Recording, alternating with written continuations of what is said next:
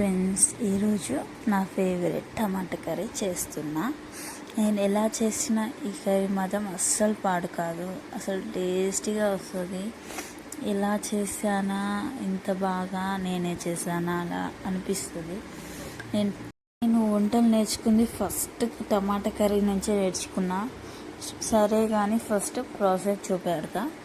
ఫస్ట్గా ఒక కడాయి తీసుకొని అది వేడి చేసుకొని సరిపడంత నూనె వేసుకొని పోపు గింజలు మంచిగా వేసుకొని అవి వేగాలి. కొంచెం మంచిగా మాడాక కొద్దిగా సన్నగా తరుగుకున్న ఉల్లి ముక్క వేసుకొని వేగించుకోవాలి. అవి కొద్దిగా వేగాక మిరపకాయ ముక్కలు 4 వేసుకొని వేగించాలి. పసుపు ఉప్పు వేసి మంచిగా వేగనివ్వాలి. లాస్ట్ ఎండుమిర్చి వేసి వేగనివ్వాలి.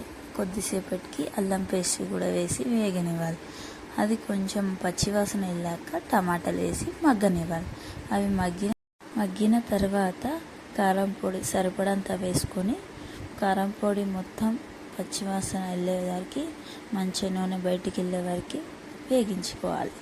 నెక్స్ట్ మెంతం కూర కొద్దిగా ఒక కట్టంతా తీసుకొని ఆ కూరలో మంచిగా కలుపుకొని వేగించుకుంటే